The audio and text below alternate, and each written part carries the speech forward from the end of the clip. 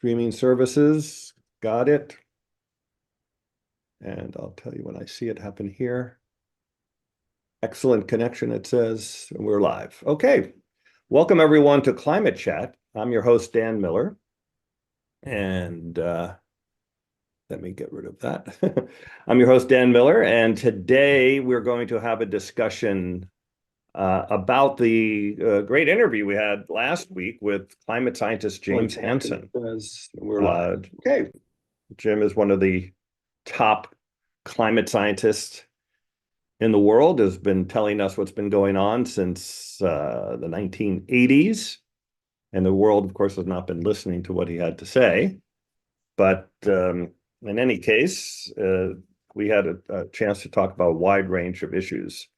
And actually, to kick it off, to jump right in, we have Stacy and Eli, who are the co-mods of the room here.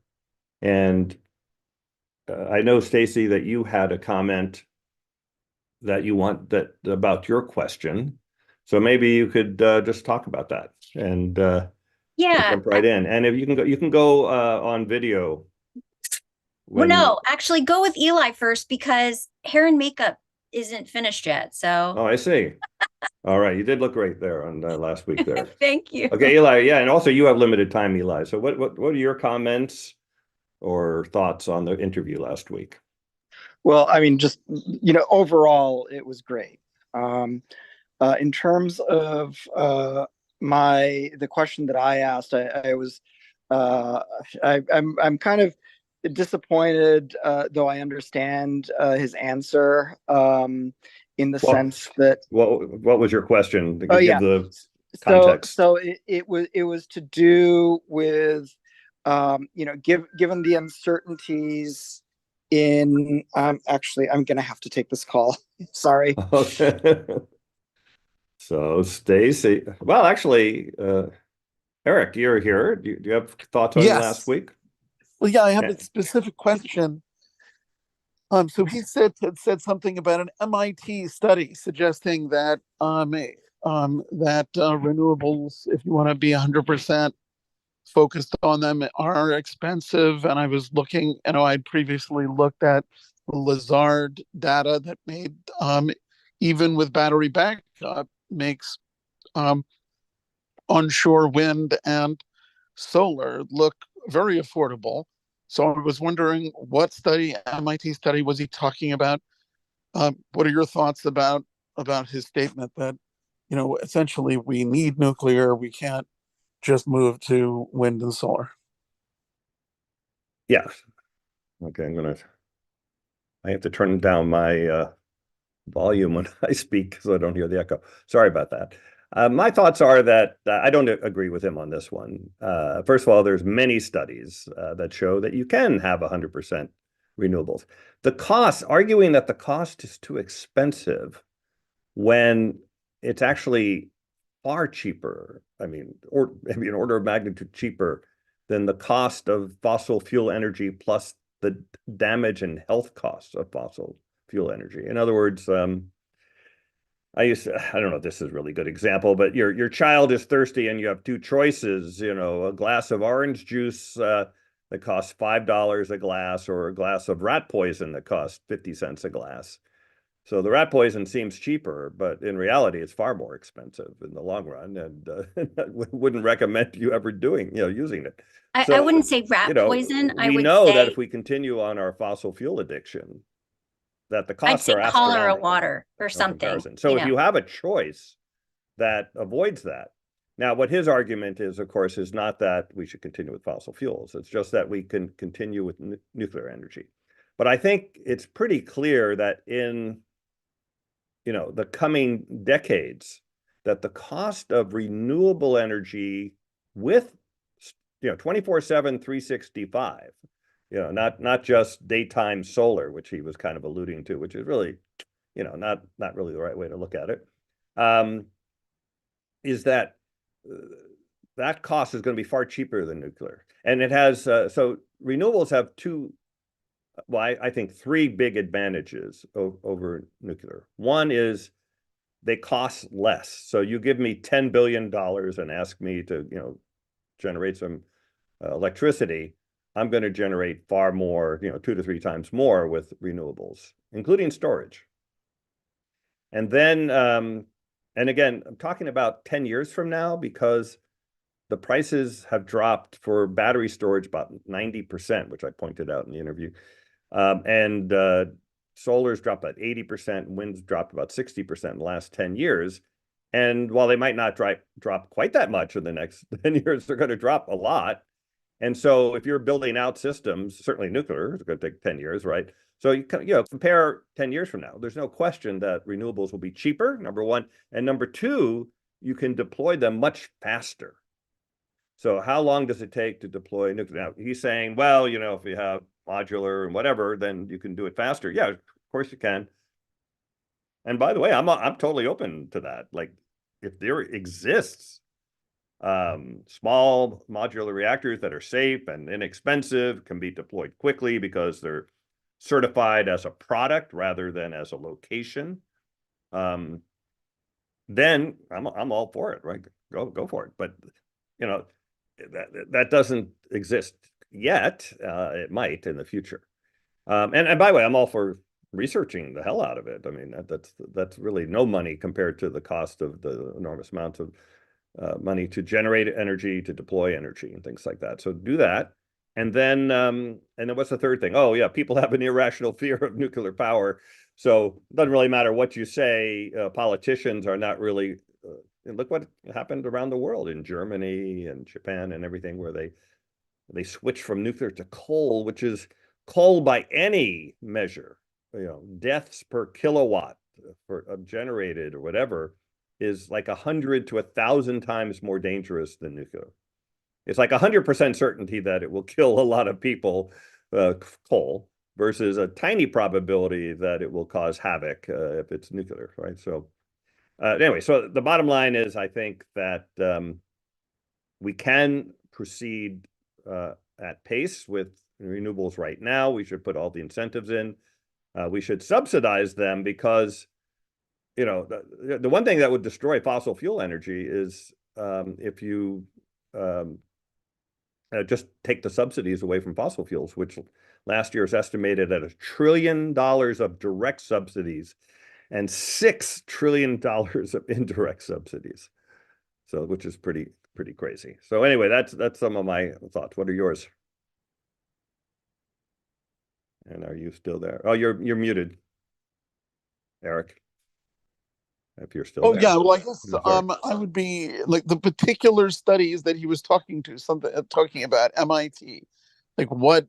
I don't have that. I mean, he didn't post anything. I didn't find out. But there are lots of studies, right? Lots of studies that show that 100% renewables are totally possible and doable now. Okay, good.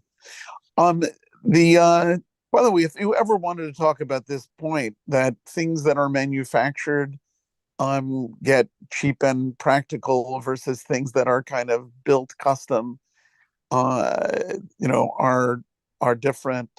At some point, I'd love to hear a few words about that. That's actually a great subject. I had a super interesting discussion with Klaus Lackner. We interviewed Klaus. He's the godfather of carbon capture. And of course, he proposes that the way you do carbon capture is not the way we're doing it now, which are building these custom plants. But of course, they're all custom because they're the first of a kind. So it's kind of hard to avoid that. But you want to build it in shipping containers so that you can, first of all, manufacture them at high volume. You can, by the way, transport them very easily almost anywhere in the world, because all ships and trains and trucks are all designed to carry shipping containers.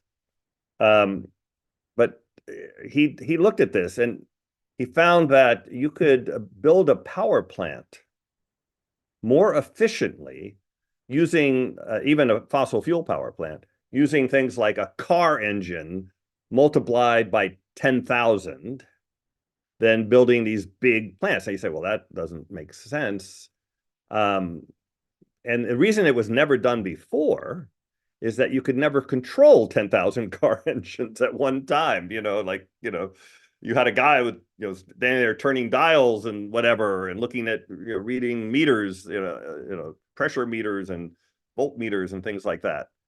But today, of course, you have server farms of 10,000 servers, and they're all controlled because it's all controlled digitally now, right? You have a microprocessor on each engine, checking everything about the engine and just reporting back to a system that controlling it, maybe shutting it down if something's going wrong. So in terms of, you could never do this before, it wasn't really an option.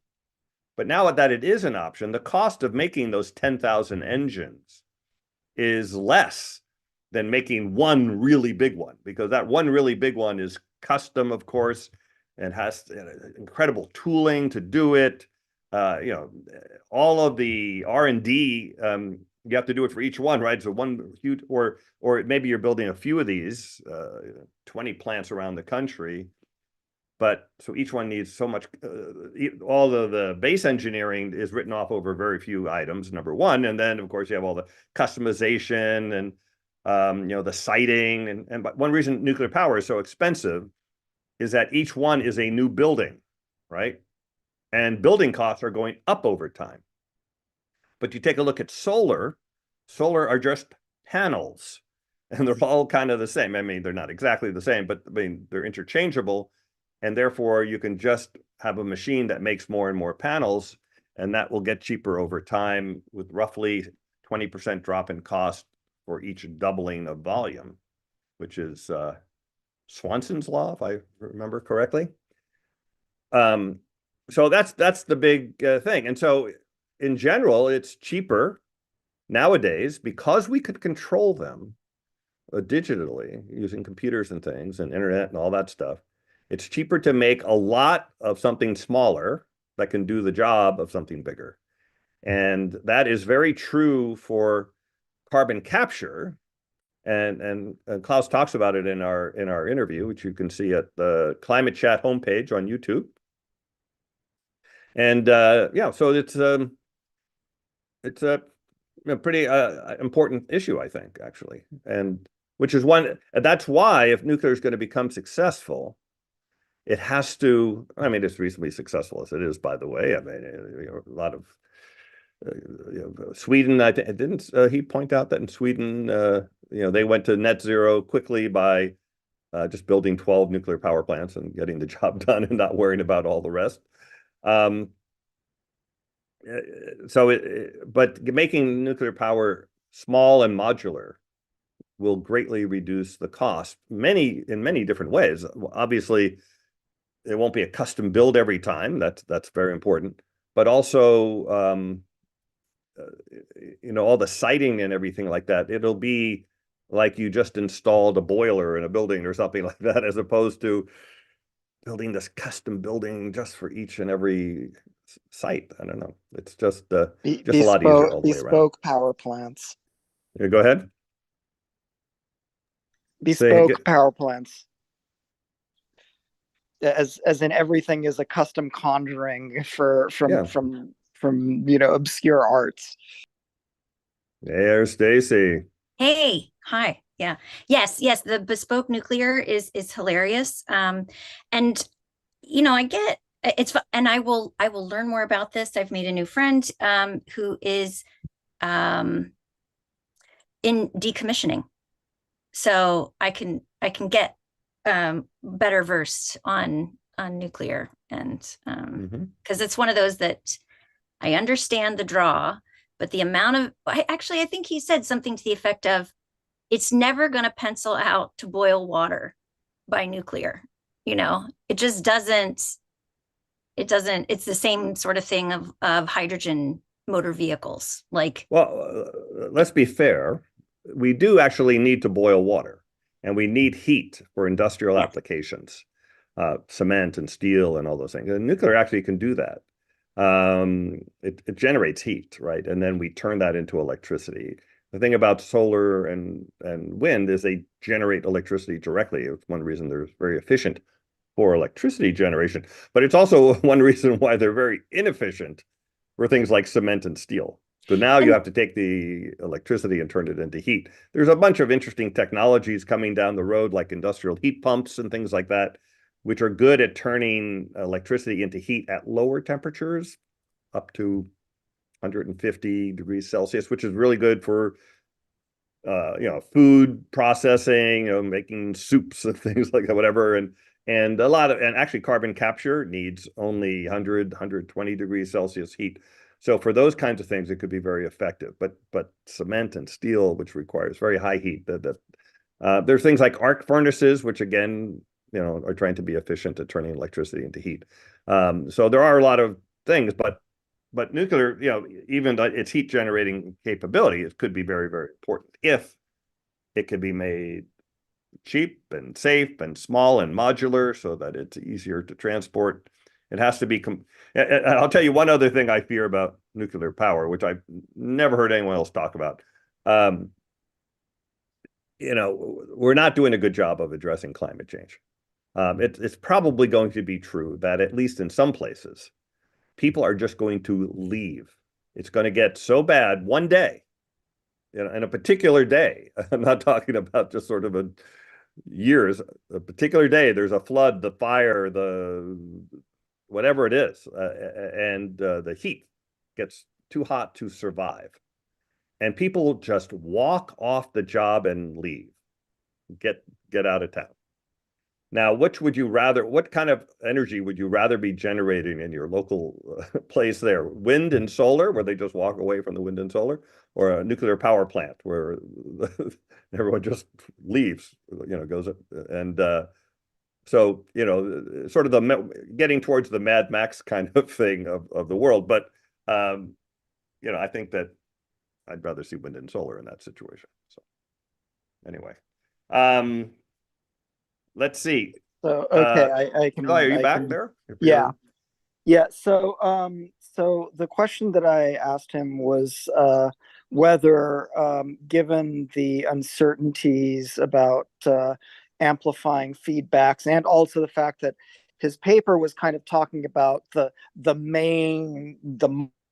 most likely rate of warming or temperatures reached, and of course that's the center of a distribution. So even like one standard deviation worse, right, is something that you'd want to try to consider. And so I was asking him in response to his question earlier in the hour if considering those two factors, or either of those two factors, whether he thought just ending fossil fuels by 2050 should be regarded as enough. And he said, yes, I'll take it, essentially. And right. I kind of think that this is born of pragmatic pessimism rather. What would you do if you could run things? No, I don't. I didn't take it that way. Took it that way. He's been very consistently saying, we're not cutting emissions to zero in 2050. So, you can talk all you want about it, but we're not doing that. He said, and therefore we have to take steps immediately within this decade to begin purposely reducing the Earth's energy imbalance, which is another way of doing sunlight reflection methods, solar radiation management, etc., SRM. And that's what he's saying. Then you come and say, I didn't quite get that. I mean, that was probably the context in his mind, but that was really where I was going with it. Do we need to be essentially centering SRM and carbon dioxide removal urgently, it's like the answer was too much along the lines of what the Just Stop Oil people say. No, I don't take it that way at all. In fact, he answered this in a different thing that I was talking to him about. He's saying, first of all, he's saying, don't use any net zero. The problem with net zero is that it's a promise to do something in the future. He said, forget that. Just totally ignore any future promises. Just ask, what are you doing today to reduce fossil fuel emissions right now. Focus on that. And I think that's in the context, he said, if they really were going to reduce to zero, which he doesn't believe, that would be fantastic. That would be, a huge part of what needs to happen. He's not saying it's the only thing. But he's also saying he doesn't believe that's happening at all. And unfortunately, I think he's saying, and also this is maybe an important thing to talk about here. One of his main messages was, we're not going to address climate change until we have a new political system, new political party in the United States that doesn't take money from special interests. Now, he might be right about that. Actually, I have an alternative to that I'm going to discuss with him. I've already been like back and forth with him already on the interview, but so he's saying that. And I think if that's true, then we're screwed. Okay, because that's not going to happen within a short enough time frame. And he said it could happen, and I agree with him that it could. I mean, it is possible, but I think if it is possible, it really gets to what my point is, and that is that people do not understand climate change right now. They don't understand the dangers. I mean, they have a cartoon version of it. They heard all kinds of things. If you ask them, in a poll, they say, yeah, I'm concerned. And you ask them, do they want action? Yeah, I want action. But when you actually rate what they want this year in terms of priorities, it's a low priority. Jobs and this and healthcare, whatever, are high. Or by the way, and then things that aren't really problems, immigrants, or all the social issues, Dr. Seuss. So all of those things. So we're not there yet, where the public is demanding action on climate change. Now, to get the political party that he's talking about, I think the only way that will happen is if the public demands it, right? And they're concerned about climate. But if they're concerned enough about climate to actually create a new political party, then the politicians will react to that and actually start implementing policies to fight climate change. So in other words, the necessary thing is not the political party, it's getting people concerned enough about climate change. And we just don't have that yet, but we could. And I think that Jim Hansen can help play a role in that. In other words, if we can get his message out, and he even said on the interview that I'm not a good communicator. And if you can tell, I was hoping he was going to give me like 30-second responses to my question, so you can make little YouTube video, TikTok videos out of it, or little memes for social media. But he goes on in long answers, and it's hard for people to listen to that sometimes. So I'm going to try again with him on that, on the shorter stuff, to try to maybe have scripted kinds of things he said, but just write them down into a short form. But I think that if people understood what Jim is saying, then there would be far more political will, far more political action. And yet so far it's not Jim, obviously it's not Jim's job. I mean, he's doing what he can, but it's all of us. And certainly the media has failed to convey the urgency of the situation.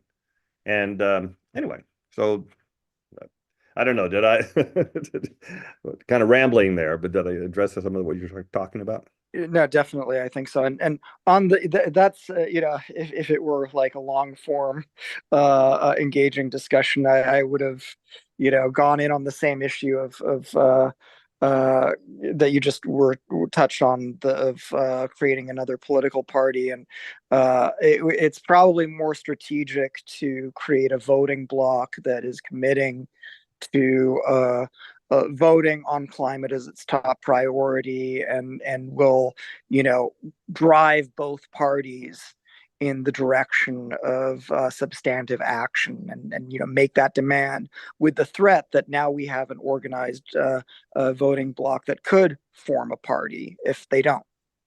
Right.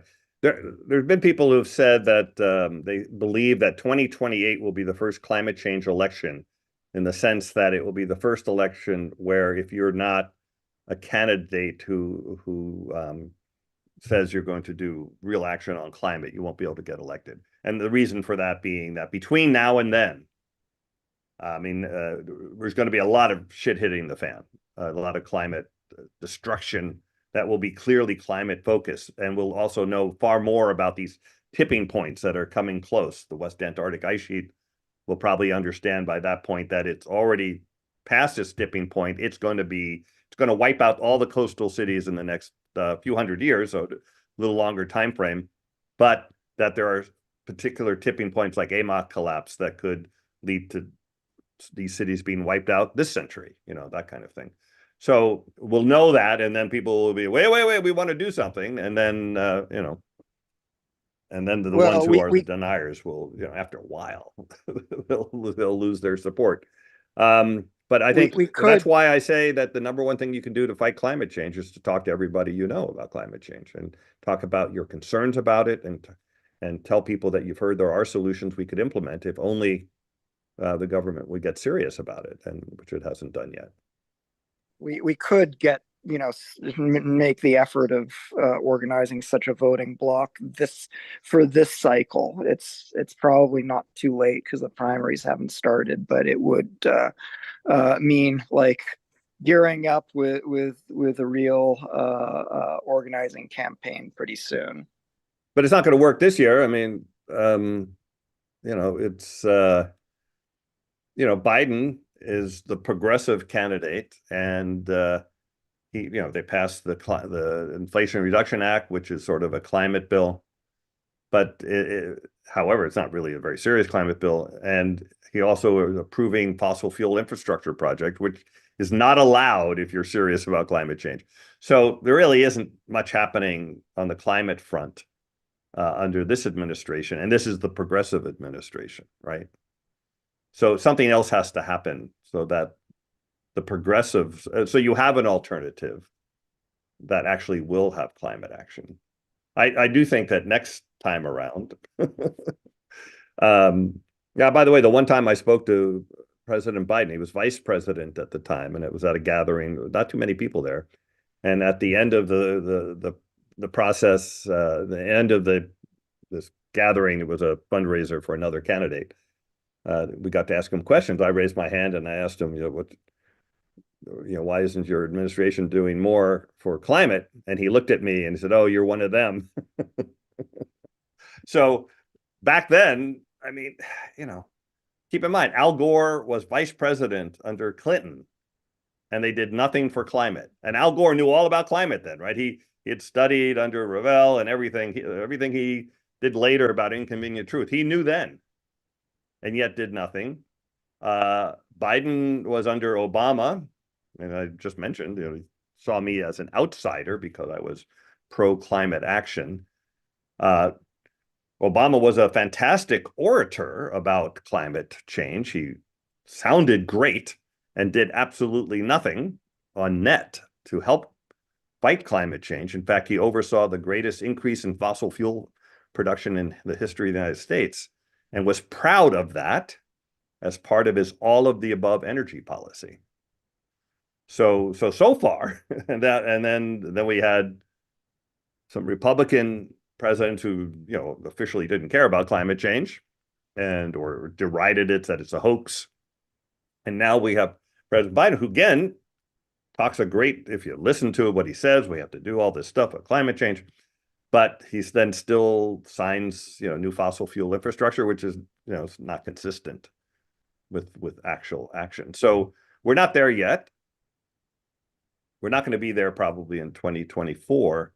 But what can happen is this urgent research on solar radiation management, for example, has to kick into place and things like that. I guess we're going to have to go through some more climate damage before people get serious about this. Eli, your thoughts? I know you have to leave in a little while, or at least not talk in a little while. So. Yeah, no, I mean, exercise jumps with the AMOC. Yeah, well, that's for another time. That was Leslie suggesting talking about how carbon dioxide jumps can make the AMOC happen. No, AMOC. AMOC produces carbon dioxide jumps. Excuse me. But anyway, sorry about that. But I do think, though, that making a lot of noise around the election, because it's not just the presidency, right? Congress, in some ways, matters even more.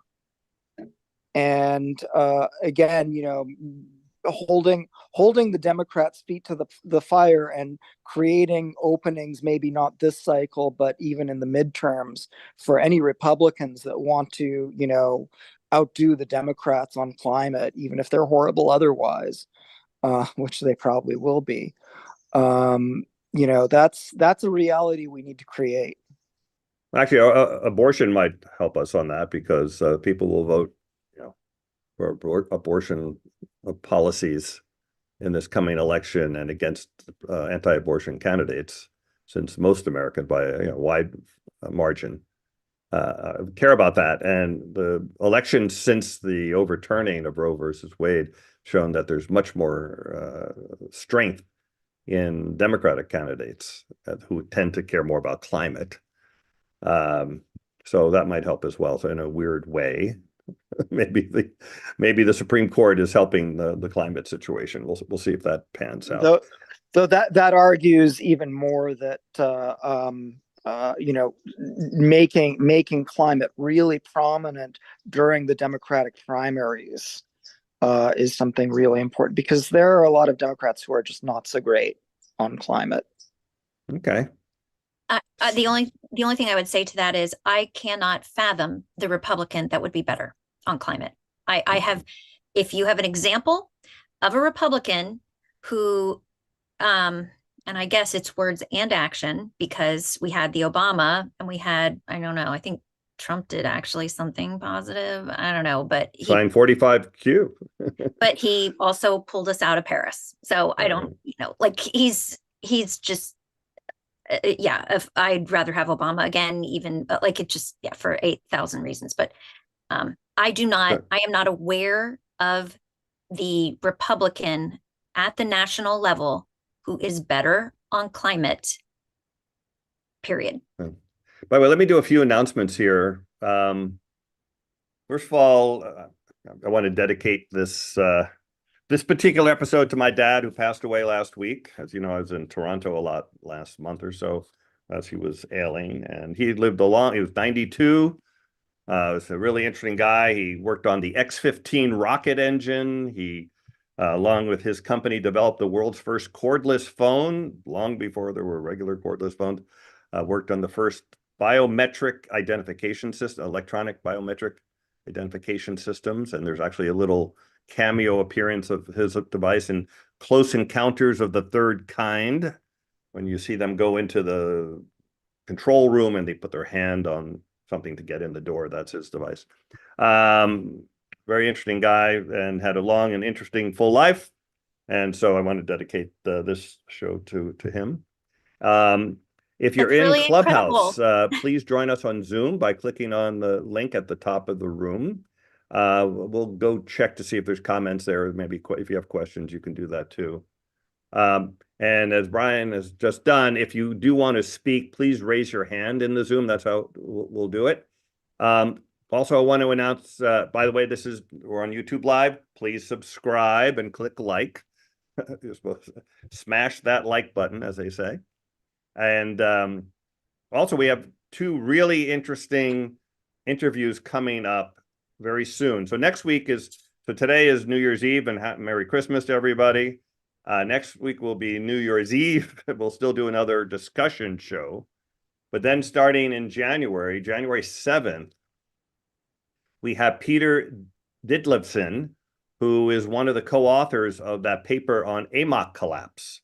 So that'll be a super interesting discussion about learning about how real, how imminent is the AMOC collapse. So that'll be great. And then the following week, the 14th, we have Johanna Volhart, who is the scientist I met on the climate march in New York when I was doing these random interviews. And it turns out that she studies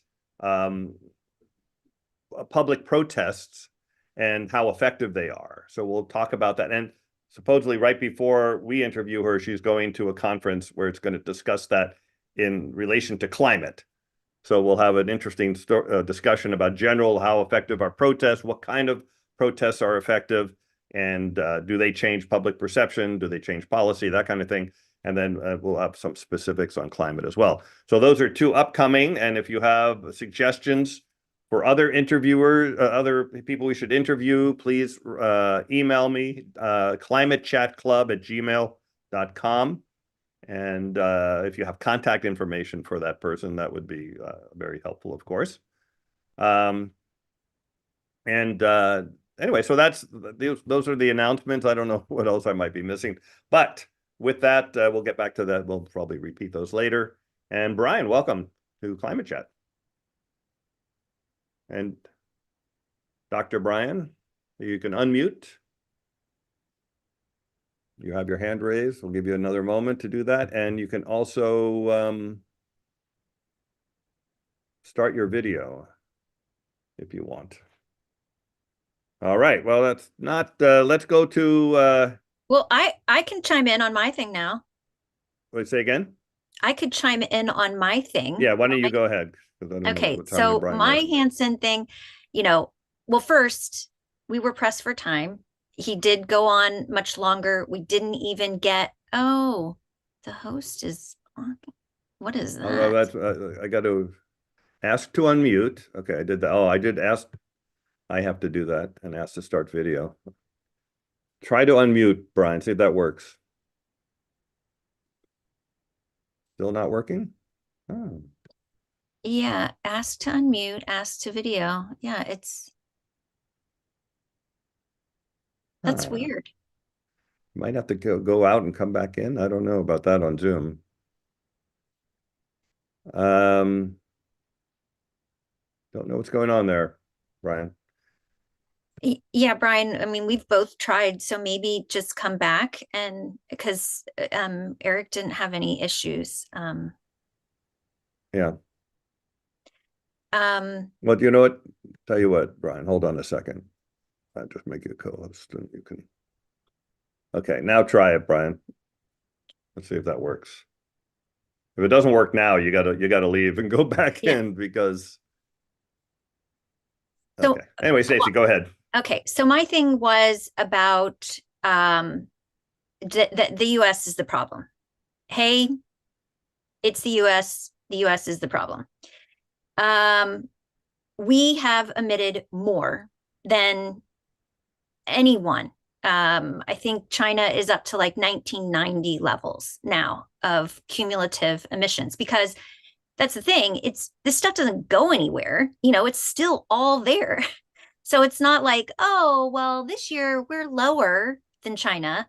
Yeah, but all the stuff we've ever done is up there in the name of the United States. There are more little American flags of CO2 waving up there than for any other nation by a long shot. And also, it's like, this is how we built much of our wealth, right? Yes. And there are lots of countries in the world that are poor, that would like to not be poor, and saying that, oh yeah, well, we've made it, but yeah, now carbon dioxide's a big problem, so everyone needs to stop, and look at how great a job we're doing at stopping it. Well, yeah, it's obnoxious if you look at it that way. Well, except Hansen isn't saying that the United States is off the hook for anything. No, he did agree with that. What he's saying is that we have to take action right now. He's just focused on the big picture, right? Many people are focused on the equity and the justice issue and things like that, which says, hey, it's unfair for the U.S. to ask to do for others to do this when they're not doing it. It's all true that by cumulative emissions point of view, I understand. We're the worst. Yeah, but I understand. And with that, but we have to cut our emissions. I mean, there's like, of course, everybody. All I wanted him to say was, Yes. He made it sound as if unless China moves, there's no point, which seems like that is what the less educated people say. It's like No, I every think single, I actually, he very directly said during the interview that the whole reason he thought it was so important to have a new political party in the United States is because he was saying he thought the United States had to lead on climate. Without the United States leading on climate, we're not going to get there. I mean, he was clearly saying that in multiple ways during the interview. Maybe he not did on not your say it. question. Maybe he also, maybe, you know, you asked a long question, so maybe he didn't really pick up on the right part of it or something Well, like that. I think that in while I was asking it and whatever, I was like, okay. When I went back and watched it again, it was like, oh my God, he just did the thing that I said. That's what people on the other side do, is they will blame China or whatever. You said it No. much more succinctly, Dan. You said, and I agree. We do need another party. We're not getting anywhere. We should have this. Although I don't. But what we need, you know, what we need is that we should have begun reducing emissions in 1988. We didn't do that. So there are a lot of things we needed to do, or I'd like to say that we were required to do or must do. And when you say must, you mean if you don't do it, there will be serious negative consequences. Well, we had to do it and we didn't. And So, part of so that, we don't have to do what we must do, but then that means we're going to have the negative consequences, which is what we're starting to see. We're starting to have them. But I do think he is very clearly saying that the United States has to play a leadership role in fighting climate change. I think that goes through everything he talks about. yes, and a fee on carbon will absolutely help that. But it's if and we need it. We must have it. It's absurd that we don't. That every single, like the dollar, our position in the world, everything is based off of the carbon that we consumed, pretty much. The fact that our military still burns it up so that we can be on top of the proverbial global pile. It's ridiculous. But what So would I think also be nice sorry. to go along with that is we must reduce consumption. We must reduce miles driven. We must reduce our use of fossil fuels. Full stop. Yes, a carbon tax will make that more Except he likely, was but we actually have to saying, change. I was saying, hey, let's just ban it. He goes, that doesn't work because, and I've made this point myself many times. If, let's say, California bans ice cars, and for the purpose of this discussion, let's just make it California only. So California bans ice cars. There's less demand for fossil fuels. The price of fossil fuels drop, and everywhere else they use more fossil fuels. So he said that doesn't work because it's so low cost, and you make it lower cost. He said you have to, it keeps using the phrase, you have to make the price of fossil fuels honest. And honest means building in the cost of the damage it costs or the cost to remove it or whatever those costs. And that's what a fee and dividend is the best way to do that. And that's his point. And I agree. Obviously, I agree with that. I do think on top of that, though, you can actually ban it across the board. If the United States banned all electricity production from fossil fuels starting in 2035, and it all had to be renewables or nuclear or hydro or something like that, we would do it. We could do it. And it's not like, yeah, there would be a little bit of a rebound effect in Europe and other places that don't go there because our fossil fuels will be cheaper. Now, of course, we could go back to banning the export of oil and things like that, like we had before, and that would help too. So there's so many things we could do. There's no question that if we put policies in place, some policies would be better than others and whatever. But if you have a policy of phasing out fossil fuels, as opposed to this one guy over here, like you do it personally, you just ride a bike instead of a car. Well, you've just made fossil fuels cheaper and made it more interesting for other people to use them. That to me is almost like a straw man. Like, yes, I know how economics work, but it's like it's like saying, oh, if eating meat or something, that if I don't eat meat, that I'm gonna make it like I should keep eating meat so that the price of meat stays high or something. There's the demand for it as well. Like, well, by the way, the reason we have climate change is that a guy named James Watt invented a very efficient steam engine that used coal, I think, 4 times more efficiently than the way they were using it before. And therefore, 75% improvement in efficiency should have led to a steep decline in the use of coal. And instead, it just shot off. It's why we have climate change, is because the efficiency of using coal made coal use so cheap. And this is called Jevons paradox, called the rebound effect. I happen to be working on a clean tech investor group that writes documents on how investors should evaluate potential companies. And we're doing a section on the rebound effect right now. So it's kind of in my mind. It's a real thing. LED lights use 80% less energy than incandescent lights. But now you see lights everywhere. You know, have a single bulb in a room or 2 bulbs in a room, and now you got 10 and whatever. And I saw something that over time, this is not over the history of lighting, starting with some wood on a campfire, going way back, that efficiency improvements in lighting, in other words, the energy used per lumen of light, has had a 300% rebound effect. In other words, every improvement of the 100% improvement in lighting efficiency results in 3 times more energy used for lighting, because it gets cheaper to use the light. So many more people have light. When you just had a campfire, the community had a campfire. And then when you had an oil lamp, then every home had an oil lamp. And when you had light bulbs, every room had light. And when you have LED bulbs, like every surface has light, So you're saying we should go back to Moby Dick and be whaling and using that? Well, first of all, if we did, we'd have much lower population. I mean, there's other effects, right? Energy being cheap and efficient means you can use fertilizers to grow food and have billions more people on the planet, and you can give them lights and everything. There are differences, but all we're talking about here, though, is the total use of a resource. In this case, like coal, the total use, or lighting, total use of lumens, right? Efficiency improve. It actually makes sense when you think about it. The cheaper it is to use a resource, the more that resource will be used. Doesn't that make sense? Right? Yes. Oil, hybrid cars. You have hybrid car, and you go drive more because it's cheaper to drive.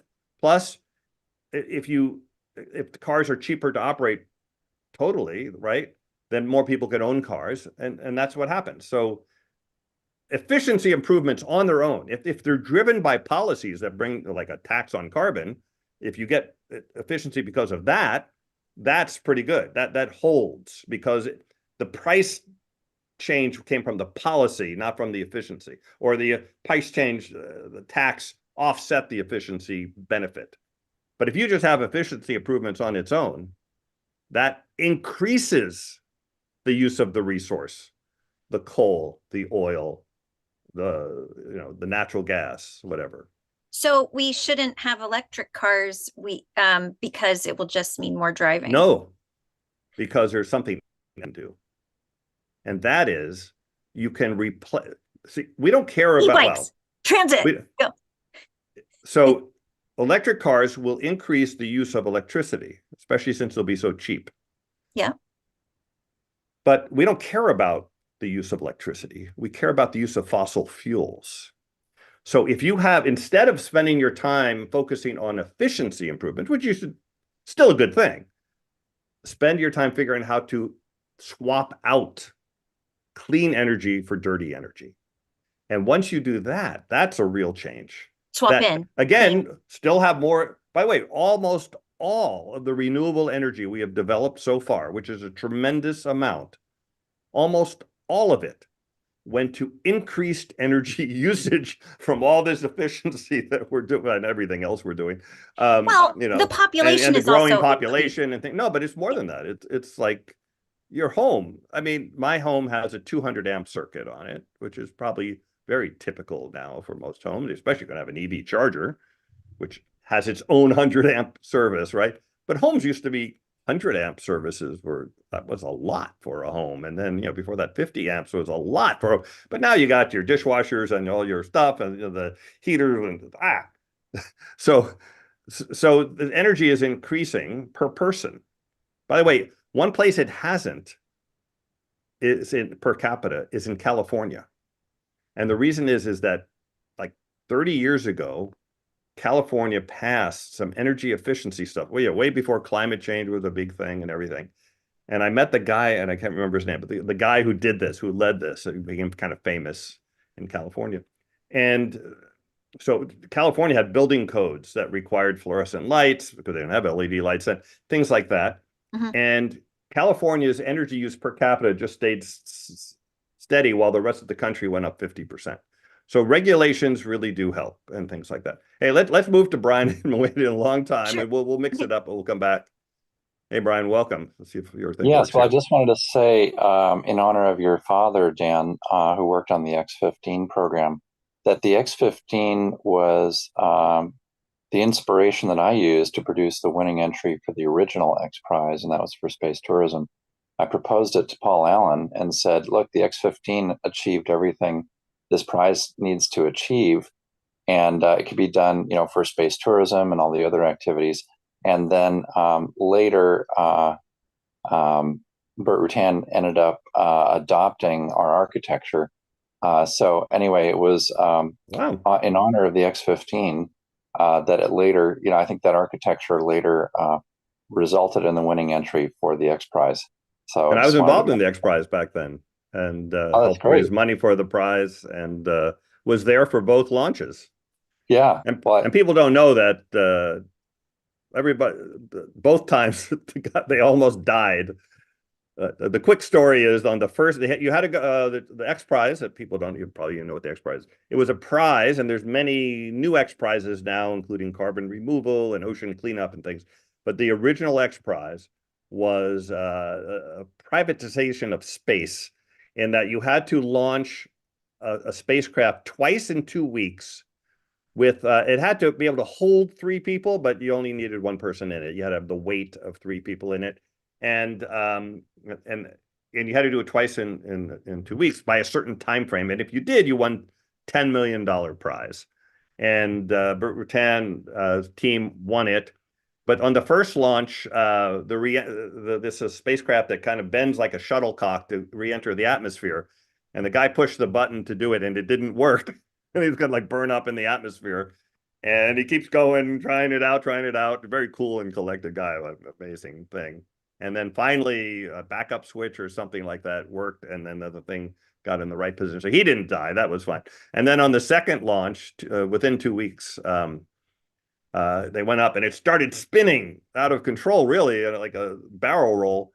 And but fortunately, the guy's head was in the center of the spacecraft, so it didn't get all the blood flowing out in or whatever. And he didn't go unconscious, and he was able after a little while to stabilize it and land. So there's a great documentary by Paul Allen's team, Vulcan, who made the, what's it called, Black Sky or something like that. Anyway, it's really interesting. There's a lot of interesting things that happened on the way to winning this prize, and I was there for the winning when they came back to Earth. It was pretty cool. We can talk about that. My dad worked on. So the quick story on what my dad did is that he worked for Reaction Motors, which made the engine. And prior to him coming there, they were testing the engine on the ground with a pilot in it. And you can see this footage on YouTube. And they're just throttling it down. It throttles down, and all of a sudden, the whole thing explodes. Boom! And the whole back of the thing just blows up right there on the ground. And the guy was okay. It was on fire and everything. They sent people in with fire suits and got him out, but he was okay. And I think he was just wearing street clothes because it was just a test. He wasn't going to go up in space. And so that wasn't good. And so they wanted to figure out how to not do it. Now, it wasn't really the motor's fault. it was North American made the ship, and it was the interface of the fuel lines to the motor that was causing it. So my dad came up with a new way to mate the fuel connections from the spacecraft to the rocket engine that stopped that problem from happening. Plus, he worked on other stuff too, but that was like a cool thing. Anyway, we could have a whole hour on space and Sure. things like that. One thing to mention quickly about the X-15 is that this, potentially could be a solution to sustainably fueling aviation, because it didn't use carbon or the typical jet fuel as hydrogen peroxide. Well, and ammonia. Ammonia. Yeah.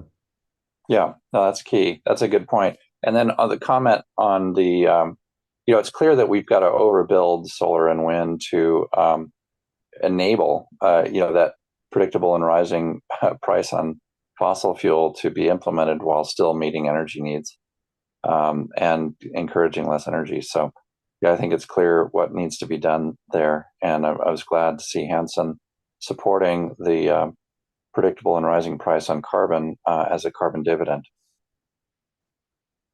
Okay. So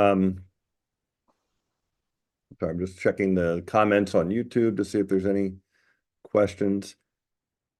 By the way, if you are on YouTube listening live and you want to join our Zoom, if you DM me now directly on Twitter at Dan Miller 999, I can send you the Zoom link privately and you can join. That way we're not posting it publicly. And I'll go look there in a minute or two to see if there are any DMs. So if there's anybody there who wants to join the Zoom call and therefore ask a question or make a comment on the YouTube live stream, then DM me on Twitter or X at DANMILLER 999, and I'll send you the link. Should have done that earlier, but still we have some time. So let's see. If you want to speak, just raise your hand. Is it Gageli? I'm not sure how to pronounce that. If you want to say something, if you raise your hand, I'll unmute you or allow you to unmute, and we'll take care of that. And Eric, you said you had maybe some other questions you wanted to ask, so I'll ask you. Quick one down. I don't know if you can hear me. I want to talk on the maritime industry, right? Where we see a lot of inland water ship coming up with hydrogen solutions. You do think it's possible and is feasible in terms of the hydrogen solution for the maritime industry, the new green shipping? What's your take on that? Well, I think hydrogen for shipping is fine. Hydrogen for road transportation just doesn't make sense because batteries can take care of that and they're 3 times more efficient. So no matter what you do, the cost per mile will be 1/3 of what it is for hydrogen. And but shipping has long distances, batteries probably too difficult for that kind of thing. And so hydrogen can make sense. And that's also where, whenever you say hydrogen for that kind of application, you can also talk about ammonia, because ammonia, is sort of an easier way to carry the hydrogen. And so ammonia would be another example. And again, but the key thing for hydrogen, none of this makes sense if you use regular hydrogen, because hydrogen is made from methane. And methane is a fossil fuel. And when they make it, they release CO2 into the atmosphere. 95% of all the hydrogen today is made that way. Only a few percent are made in a clean way that doesn't release CO2 in the process. That's where you take renewable energy, you use it to split water into oxygen and hydrogen. You release the oxygen into the air or use it for something else, and then you have hydrogen. So you have to use that if you're going to use it for shipping. Otherwise, you haven't really gotten anywhere. You've just shifted where the pollution is created. So You're right. That's an issue. You're right. So basically, the one I know of, a lot of company working on it, they are installing a solar panel with a ship in, and they have a kind of skywheel, sky cell technology, which is more of like an airborne wind. There is a vessel I try to study, which is MS Porima. I think it was developed as an experimental vessel by Gunther Paulin and his team. Initially, I think it's called Solar Planets, but right now it's called MS Porima. I don't know. Maybe you've seen the kind of technology they are using. They use seawater more in terms of their own technology. Yeah, If you could put a link you in can do the it. chat. I think that one big thing to look at, though, is if you're using hydrogen for combustion, like you're using it to drive a combustion engine, then you're going to lose a lot of the energy through heat. Like half the energy just goes away. So it's even less efficient than it would otherwise be. And it starts out being quite inefficient because the efficiency of a hydrogen car. So if you think about wind and solar going through the hydrogen, making hydrogen, getting in the car, turning it into a fuel cell, sending it as electricity to a motor to turn the wheels, that's about 30% efficient, where a battery car is about 80 to 90% efficient in turning electricity, original wind and solar electricity into motion. And the same is true for a ship that, even with a fuel cell, driving an electric motor to move the ship, you're still going to be in like the 30% range. Maybe might do a little better than that because maybe the way you can store the hydrogen, you don't have to compress it as much and lose energy that way or things like that. But but if you combust it, if you burn it, and again, we're talking about green energy here, now you're going to lose half again. So you'll only be in the 15% efficiency range. So I don't know. That's a big difference. And as batteries get better and better, they're going to eat into all of these hydrogen applications. I do think hydrogen has a role important role for industrial heat, like we talked about cement and steel, things like that, and long-term energy storage where you have excess renewable energy that you just can't use right now. You can't sell it right now. No one's going to buy it. It's too much right now. It's too sunny out. You built a system for a cloudy day and it's really sunny. You have all this excess energy you're going to just throw away. And then if you use that to make hydrogen, that's a good use of it. And then you can store that hydrogen as long as you want, and then use it for overnight energy or long-term cloudy days and that kind of thing. Way before then, grid scale energy storage can be scaled between 10 to 24 hours. In fact, there's long-term energy storage association now is working on developing that globally. And so that should be before hydrogen as well. Okay. All right. Let's see. Anyone else want to raise that? Eric, did you have another question? You should be able to. I don't know if this thing is working. Eric, can you unmute? Even if you don't have a question, just to see if that's working? Yes, you can. Good. Okay. Hi. Good. Yeah. So I guess if someone wanted to comment on this question about like, how is starting a new political party supposed to be better than taking over the Democratic Party? I don't know if it's a particularly good question for today, but I thought, I don't see why that's supposed to be easier. That's one question. Well, I think his point is that all the parties, including the Democratic Party, are funded by special interests, and that's true, right? There have been exceptions, I would say, Bernie Sanders, AOC, and whatever, but they're like 2 out of hundreds, right, in Congress. So I think that's what he's saying. But again, I think if you can get the public behind the idea, I mean, get enough of the public. I mean, certainly enough. A lot of people right now would love that.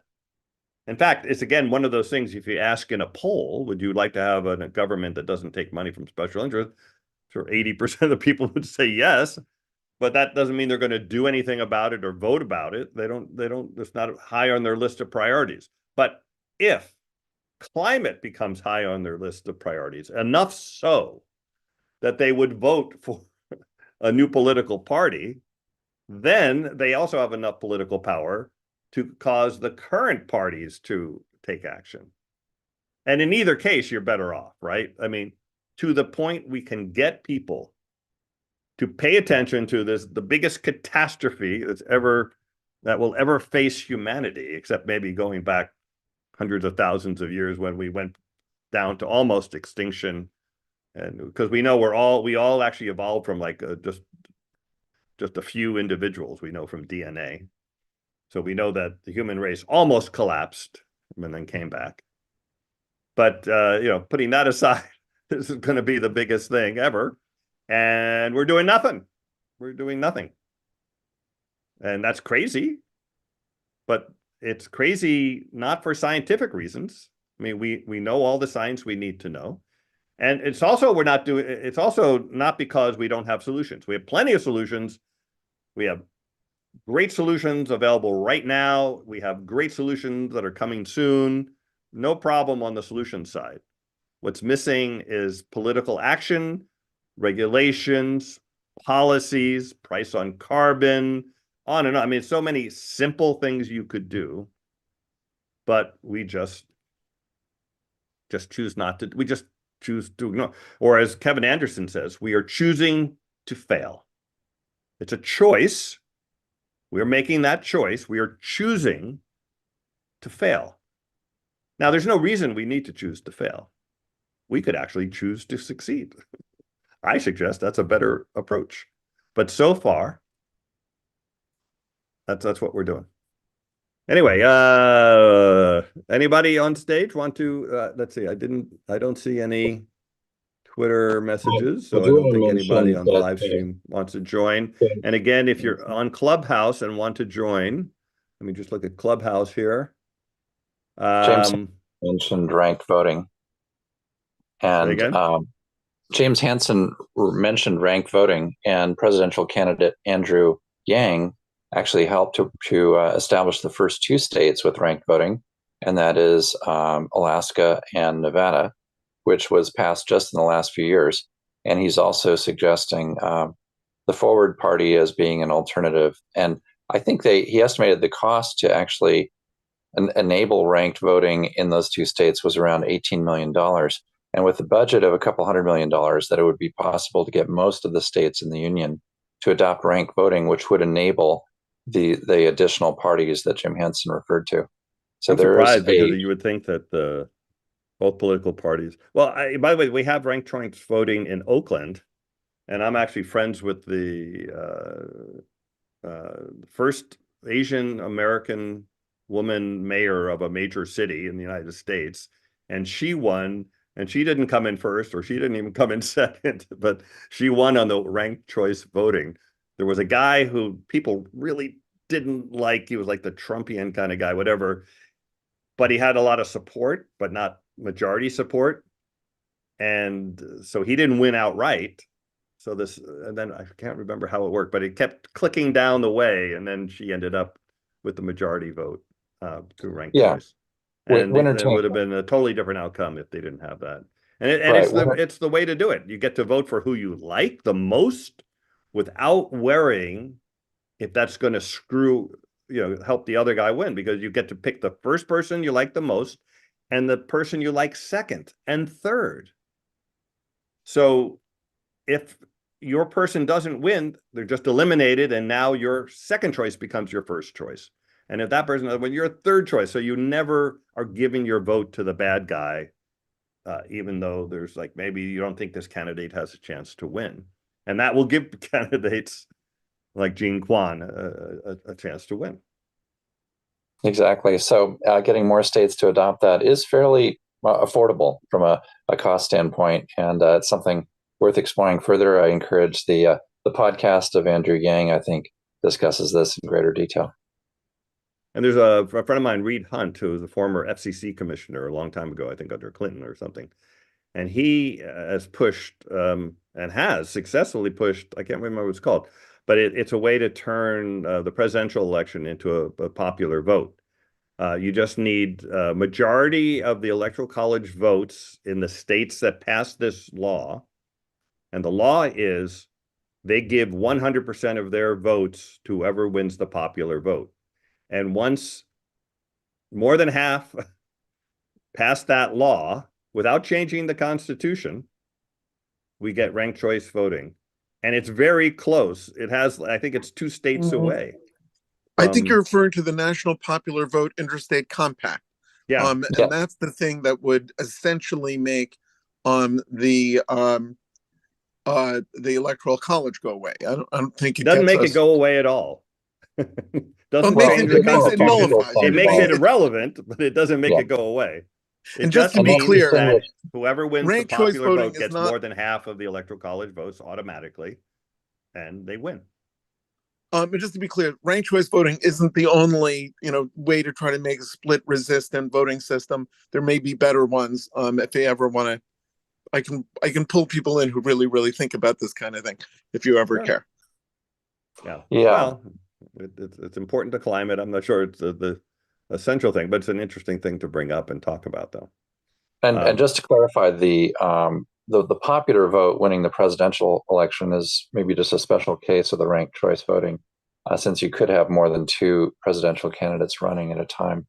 So anyway, ranked choice does offer a distinct improvement over the Electoral College approach that you were suggesting.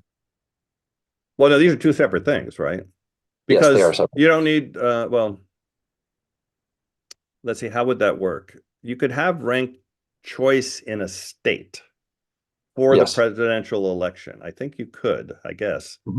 Correct. And both in the primaries, which would really be really important. And then, and then for the final election. But Yeah. in the case of this new way, the compact, you don't need ranked choice voting. It's just simply that whoever has the popular vote, or the total number of votes, is the most. Still, a winner take all election, the only thing you can do is vote against your worst candidate, as you pointed out. So in that case, because the ranked Yeah. choice won't mean anything. Well, it would if you have 3 candidates. No, not Yes. if the compact's in place. Because the you compact have- is simply the total number of votes. It's popular Well, winning vote. the popular vote is different, as you mentioned, in the Oakland election. You oftentimes need ranked choice voting when you have 3 or more candidates. Correct. That would make sense in any state election. But for the president, with this Who had- other rule in effect, which is not in effect, it would make a difference, by the way, under the current system, where California, for example, gives all its votes to the winner. And if that's done on ranked choice, it could make a difference. But if you have the compact, which is based on popular vote for the whole country, then it's just popular vote for the whole country. And it Okay. doesn't, Well, but ranked choice wouldn't the mean point- anything at that point. But that's okay. It would still mean something for everything else. And it would mean something for the president until we get that other thing in effect. Right. The By point way, is the that other you essential can part of have this- the point is you can have somebody win the popular vote through ranked choice, at least in all of the states that are participating in a compact, right? And then you literally would have a ranked choice. Oh yeah, I wonder. Oh, that's interesting. What would that mean? And the other part of this would is they really assign? important. Maybe they would. Would Right. they assign all the votes They for could. number 2s and 3s? Would that count as the popular vote? Maybe it would. Yeah, that would make a difference then. Yeah, it's an interesting question. And I think the other aspect that's important is to make primaries open, which they've done, I think, in Alaska, but maybe not in Nevada yet. And in California, it's a jungle primary. yeah, the open primaries are important to moderate the candidates in the primaries. Otherwise, you get very extremophile behavior in a closed primary because you're always appealing to the fringes. Whereas in an open primary, you appeal much more to the center. And I think there's some strong benefits to that for future Yeah, primaries, I agree as with they've that. shown in Alaska. Well, I guess we'll get to all see what happens this year in terms of craziness. And speaking of taking over parties, that already happened. We just saw it happen. The Republican Party was just taken over by the By a MAGA cult. Republican Party. Yeah, so we could take over the Democratic Party with anti special interest and pro climate group. It's possible. I think it will happen, by the way, eventually anyway, just because of climate damage will just get people so upset and things like that. But sooner rather than later, I think is important. Stacy, you got something? Yeah, the frog boiling. I think that's what's going to happen. Our adaptation, it's like we think people will say, oh, we've had enough and whatever. I think that so we have one more severe event every season. They are not always hitting the same area. I think that it will take so long for the no more to kick in that it's not going to happen. Because until there is migration that is, and we're talking people in the top 20 GDP nations, until they are forced to migrate en masse. Oh, I see. Only time till they're forced to migrate. Yes, yes, because it doesn't no one at the bottom of the pile matters. And even yes, India gets in the club because but on the backs of a billion people. That's their entry. That's why they have the dollars to even matter. So it's very hard. I don't think we're going to have it. I think it's going to be, maybe 10 minutes before the AMOC shuts down. And then people are like, oh, and by that time, I feel like it's all, we know what's in the pipeline, or have been told by our friends now what is in the pipeline, but how that affects and when it plays out, it's like we'll start noticing it when it is too late, because we have become accustomed to the new normal. Yeah, but there is no new normal, by the way. We're just seeing a transition from what we called normal to some future state, which is totally unacceptable to everyone. So while you're right, obviously, so far we've taken some of the climate damage in stride, although I will say that there's far more discussion about climate change than there was 5 years ago. And I think it's almost all related to the climate damage we've seen so far. But that's going to get worse. There's already been migration, obviously, of people affected by climate change, like in Syria. The Syrian crisis was caused by a 5-year drought, caused conflict. People left. Most of them went to Africa, like 100,000 went to Europe. That caused Europe to go bonkers and get right-wing governments and things like that to fight immigrants and things.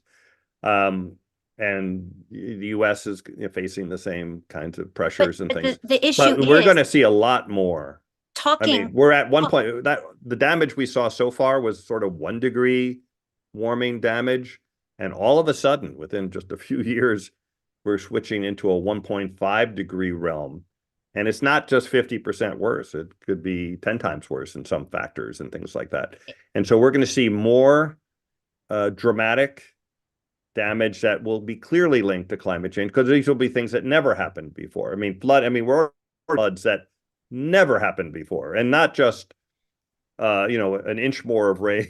Like 2 or 3 inches of rain in a day is an incredible amount of rain, and we're seeing 10 inches of rain in some of these, which is insane. And by the way, there's no public infrastructure. What has been changed? It's all just words, Dan. What? It's all just words. It's been almost 4 years since San Francisco declared a climate emergency, and we as a city are going to do everything in our power to avoid this catastrophe. Whatever we can do, we're going to. The U.S. did nothing in that time. We've done nothing in this city. We're one side short of an island. We could affect a massive amount of change for this little place. We are in some ways. We're driving the EV revolution in California, not just San Francisco, of course.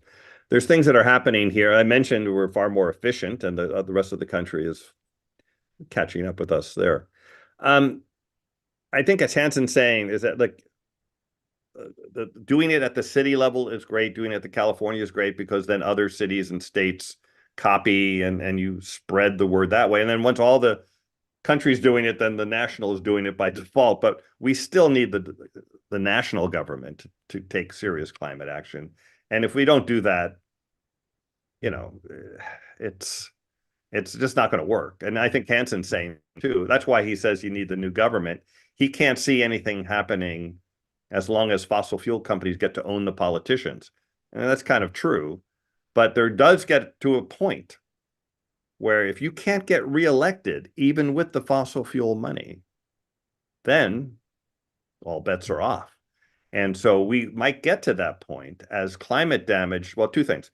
The climate damage itself just becomes so in your face that people demand action.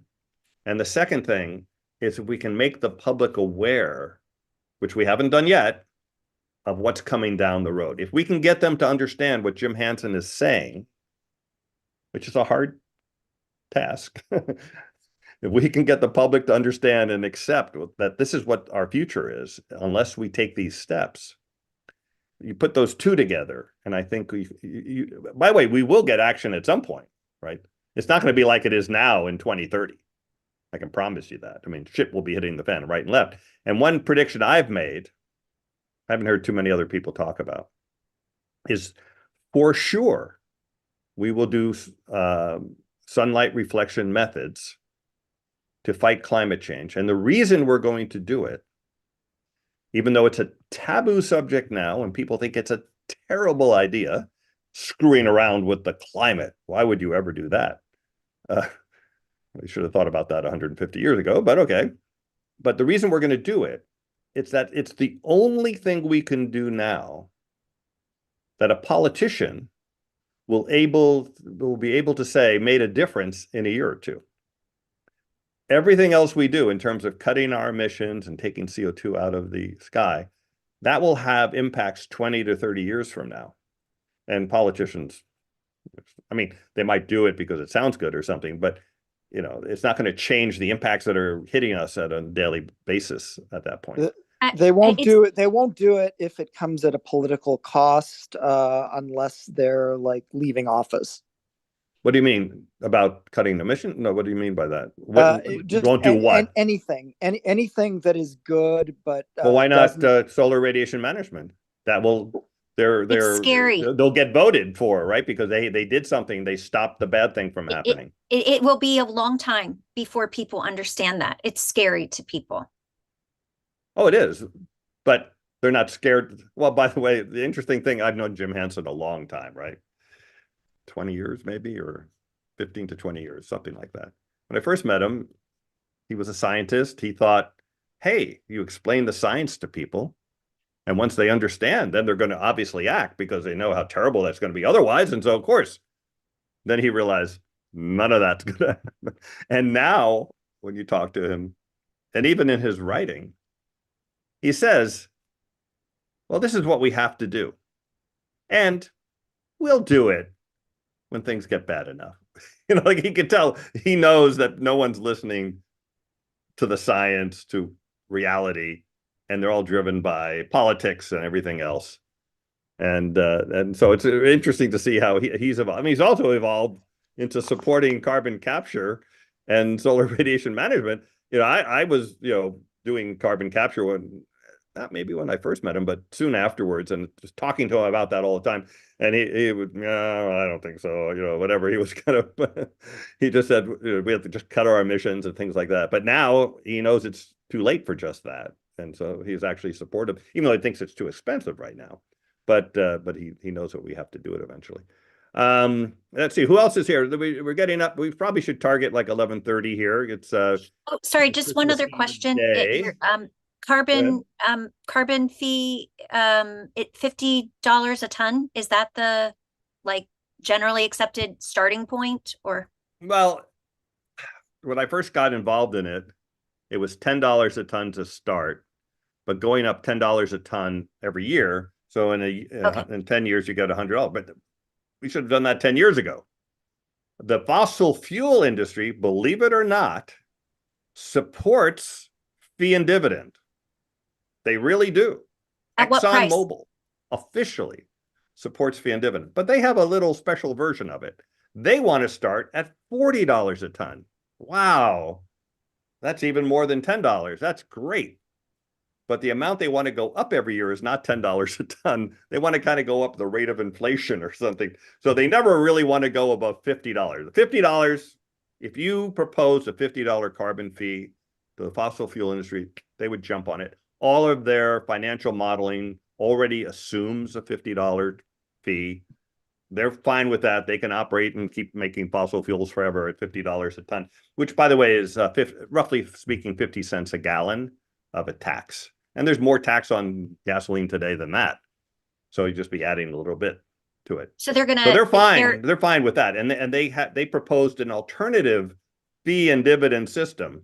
And this was George Shultz and Jim Baker and others who supported this, plus all the fossil fuel industry. It's like, wow. And so I always love going around saying, hey, the fossil fuel industry agrees with what I'm telling you in my TEDx talk. Now, what they don't agree with is getting that fee. The reason you do fee and dividend, by the way, the real reason you do fee and dividend and you give all the money back to the public, the real reason, yeah, social justice is great. It helps support. That's great. That's great. The real reason you do it is so you can get the fee very high, because a high fee has a big impact. A low fee doesn't. So $50 a ton, 50 cents a gallon, maybe help a little bit, but not much. $1 a gallon, $2 a gallon, $3 a gallon, $4, and you really get it up there. That really puts a burden on fossil fuels, makes them too expensive, makes renewables take over, and boom, you're done. But so what they want is a fee and dividend system where you start at a reasonably high fee, but then go up tiny bit every year.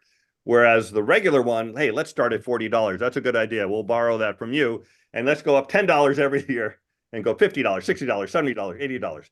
And it works two ways. One is obviously in the year that it's there, it puts a burden, a bigger burden every year. But also anyone planning anything, any fossil fuel, anything, like a new natural gas power plant, let's say, they know in 10 years, it's going to be $140 a ton, and in 20 years, and this thing's supposed to operate over 40 years, 40 years. So it has immediate impact of stopping all the fossil fuel infrastructure, because they can look into the future, know exactly what the cost is going to be, just the tax cost, and know it's going to be very burdensome. And renewables are, an absolute bargain in comparison. So it would be a really good thing to do. And, even $100 a ton is nothing. I mean, it's actually not. Well, here's the thing. At $100, let's call it $150 a ton, just maybe to get around some of these arguments. At $150 a ton, let's say 10 years from now, okay? 10 years from now, direct air capture of carbon will cost about $150 a ton. I mean, people argue it. It's like $500 a ton now, but we're talking about kiloton scale. We're talking about like nothing. Yeah. And it has to be, that's a 1,000-ton scale. It has to be at billion-ton scale, which is 1 million times more than it is today. So you figure if you're going to scale up that much, you're going to get cost decrease, right? Just like solar and everything else. So assume, for sake of argument, it gets down to $150 a ton. Or let's make it gets down to $100 a ton to make it even more dramatic. So it's $100 a ton, and your tax is $150 a ton. And you get a credit if you don't actually emit, or you take back and bury underground the CO2 that you emitted. So starting at the $100 a ton, starting at $150 a ton, no one will emit anything. Why would you pay $150 a ton in tax when it only costs you $100 a ton to do waste disposal and get rid of it? So there is certain thresholds between the cost of disposal, which you get a credit for, and we're talking about real disposal. We're not talking about planting trees. We're not talking about promising not to cut down a forest, none of that. Certified, permanent removal of CO2 is the only thing that's going to count. And that's what you get a credit for. And if you do, so you'll hit a threshold. Well, all of a sudden, boom, no one emits because you pay these other guys to get rid of it for less money than you pay in tax. So that would be pretty dramatic, actually. Does that make sense? Did I explain it? Yeah, I think so. I guess I'm just thinking, I never really thought about penciling it out. And so what does that mean for me or people, like well, if it means for you, remember, it's still going to go up. If It's it's still going to go up $100 over time, even if they have this. So $150, $160, $170. But at 100, anything over the cost of removal, all of a sudden emissions stop. What it will mean for you, though, is you will lose money on your on the amount you're getting as a dividend, because all of a sudden the emissions will drop dramatically, and so therefore the people won't be paying as much for emissions. But that actually will take but it's what you want. We want zero emissions. We want zero payment of the dividend, which means we reach the Holy Land. Average person, pocketbook, dinner table economics here. So if the average person will make money, right? So average person makes more money on the dividend than they pay in higher prices due to the fee. Right. So right now the US is running at like 18 tons a person. And that, of course, is not equitable. I'm not 18 tons, but there are many that are way over that. So, but at $100 a ton, that's only $1,800 for the average American or someone like me. The numbers I've heard at $100 a ton, the average family of four would get like $4,000 or $5,000 a year, and their increase in cost will be, a couple thousand, $2,000, $3,000. So they would make money. By the way, if you're at the 70th percentile, you'll kind of break even. If you're poor and you're lower 10%, then you spend very little money on fossil fuels. You don't have a lot of money, and you still get the $4,000 or $5,000. It's like universal basic income at that point. Yeah, which we need. Which we need too. Yeah. Yeah. Brian, you have a comment? So do you still need? Yes. There we go. I just wanted to mention that under the U.S. federal statutes 45Q, I believe they've increased the price per ton for carbon capture, storage, and utilization between $85 and $140 per ton. So no, it's more than, I think it's there's two kinds.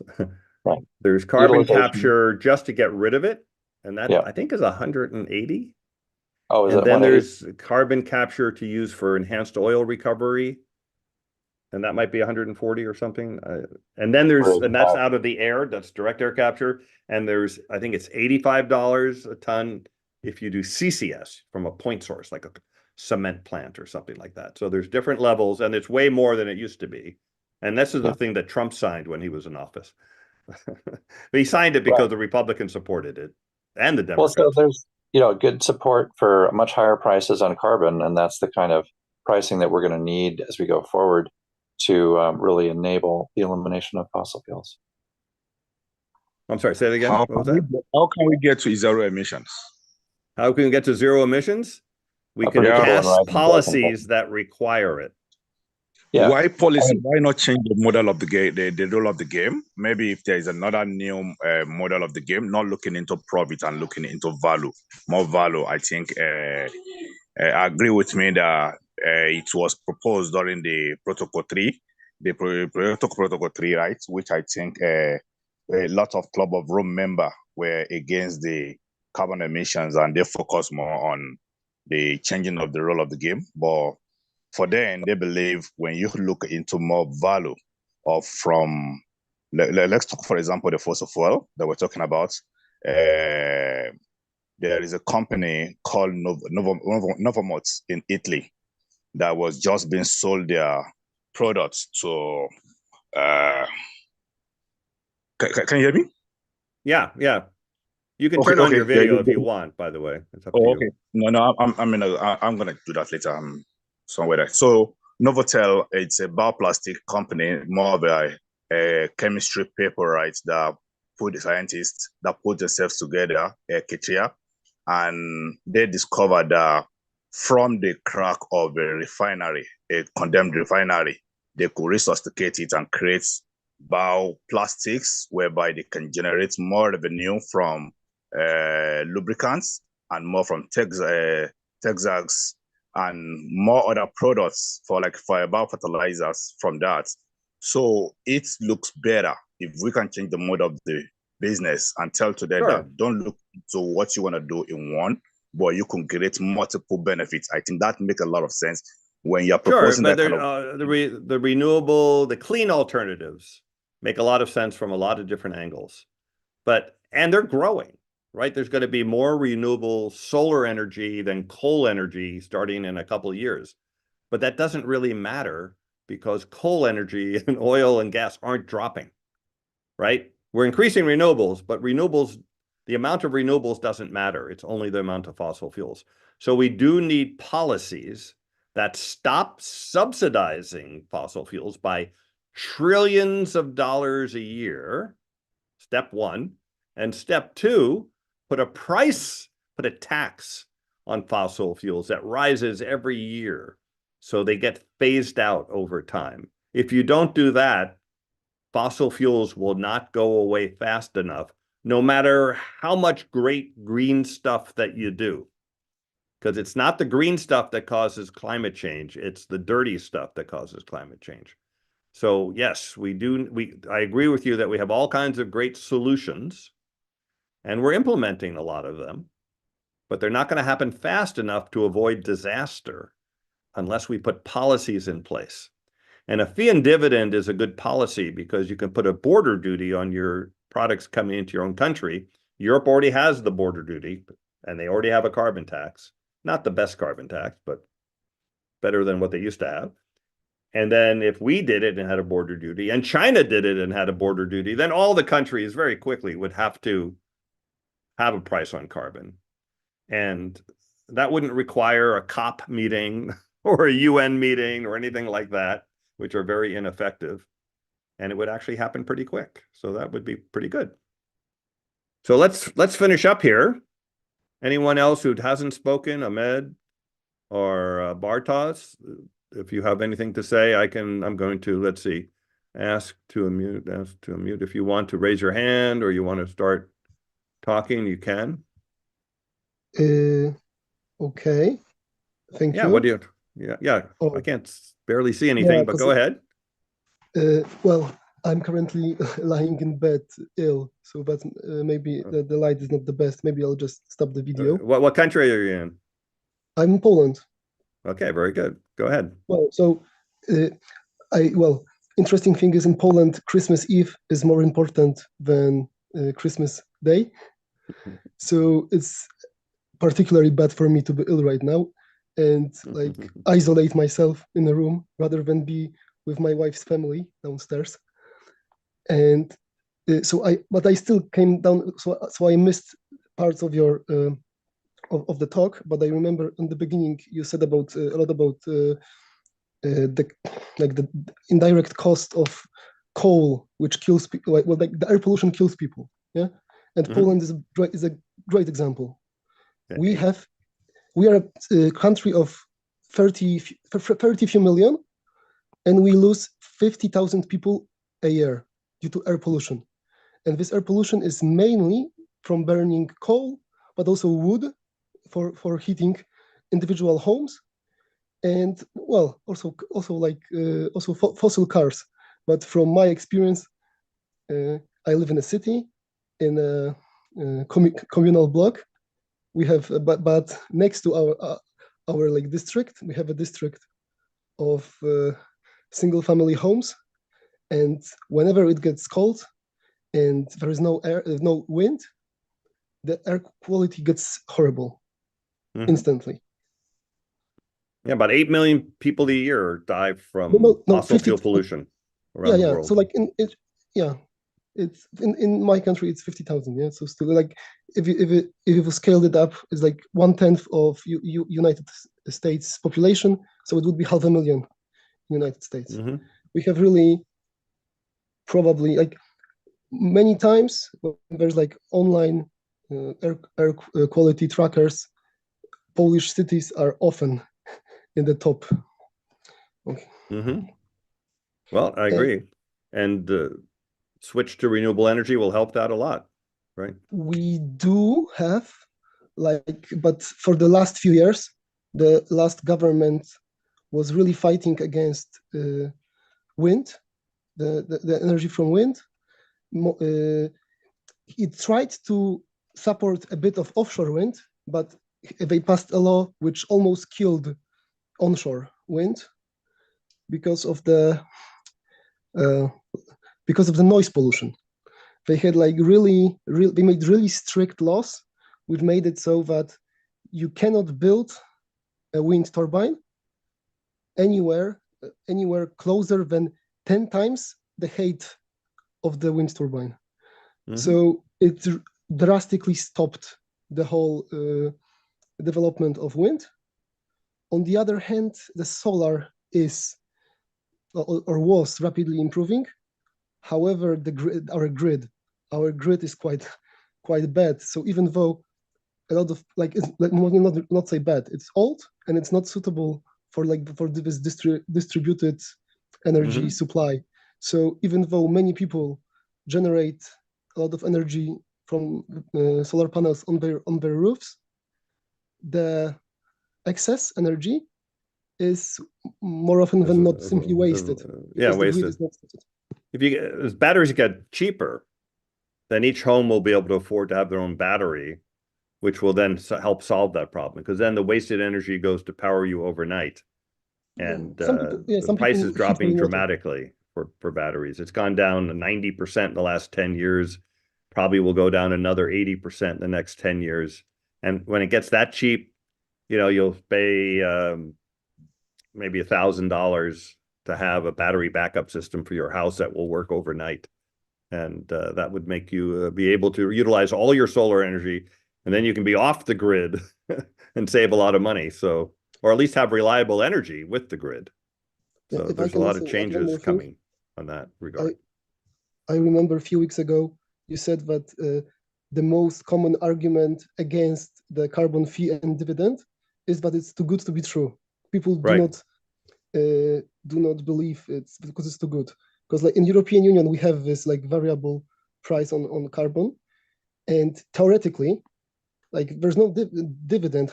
However, theoretically, at least half of the money should go directly to transformation. Yeah? So in terms of Poland, it should go directly to transform the grid, to phase down coal plants. We have a lot of coal plants. We have, but not only the black coal, but also lignite, yeah, the brown coal, which is particularly polluting, yeah. But yeah, it doesn't that's work. True.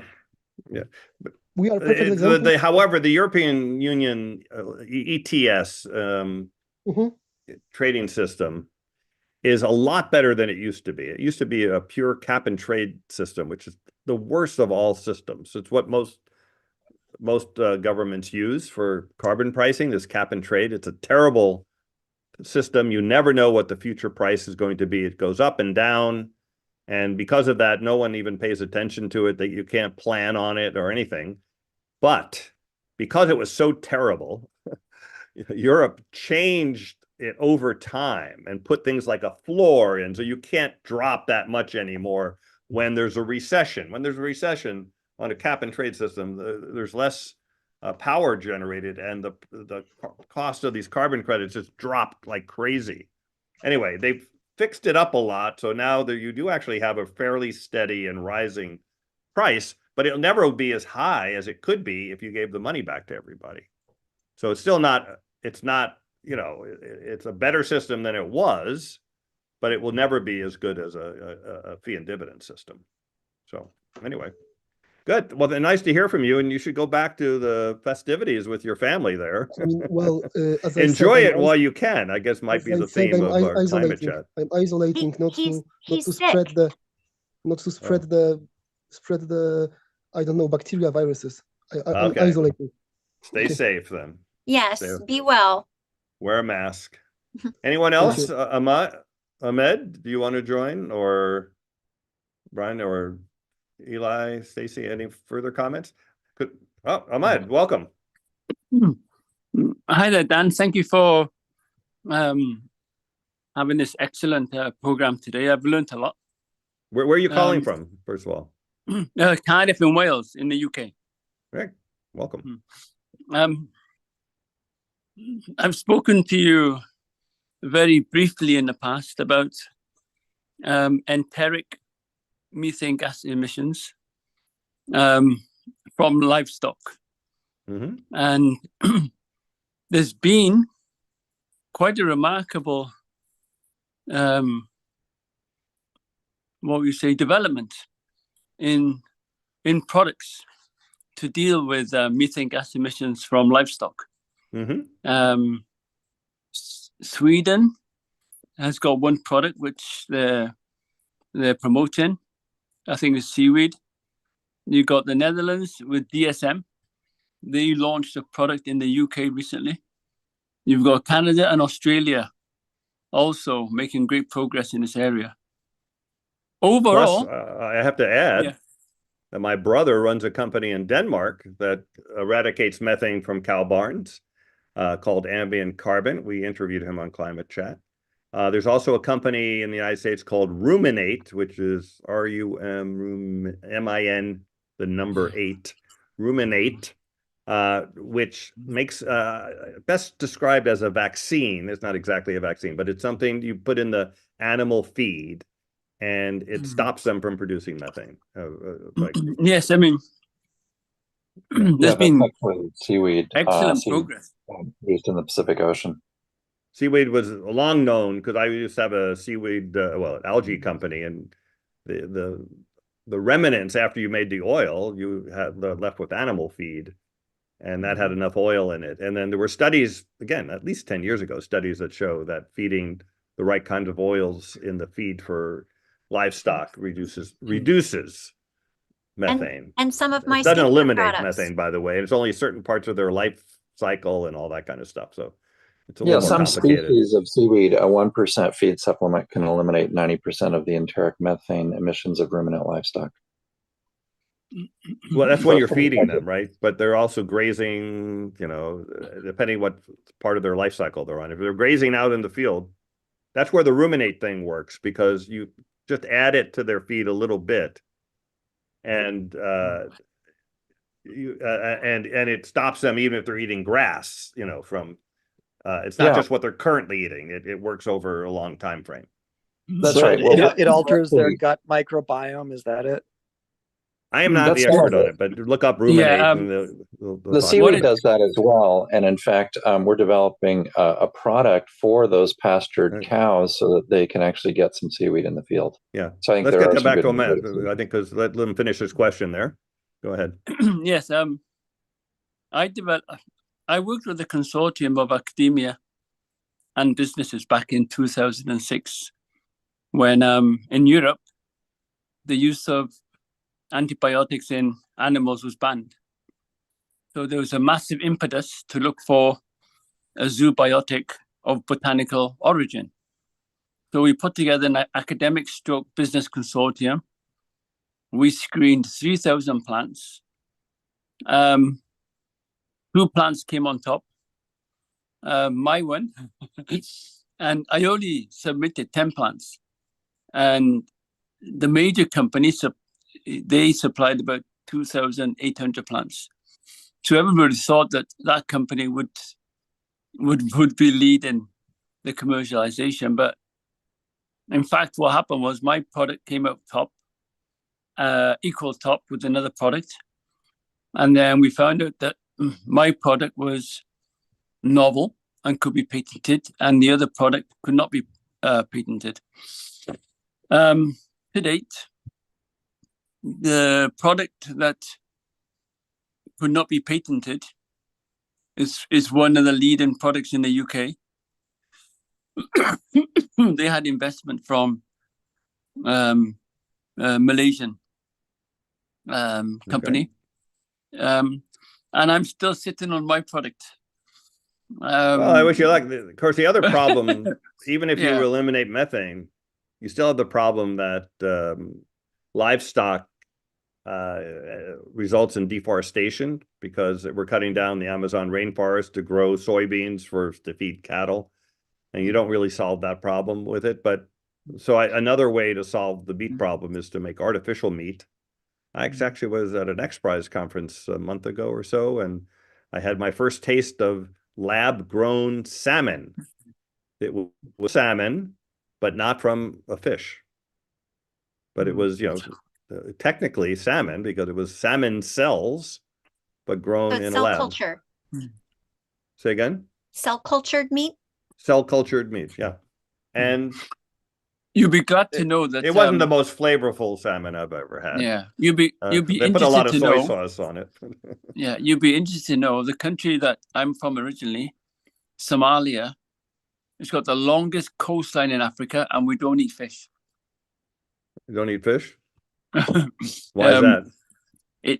Because we've got the greatest amount of livestock in the country, camels and livestock, etc. But the question I wanted to ask you is, okay, you were talking about carbon credits, like potentially $150 a ton, etc. Tax, yeah. Yeah. Do you think if one day I did commercialize this innovation, do you think enough money could be made from an animal feed additive, which reduces methane gas emissions? It also, what it does is, in addition to reducing methane gas emissions, it reduces the amount of protein that is degraded. And that increase in protein is translated into more milk and more meat. So it's a bit like a win-win. You got more meat, you got more milk, and then you got less methane gas.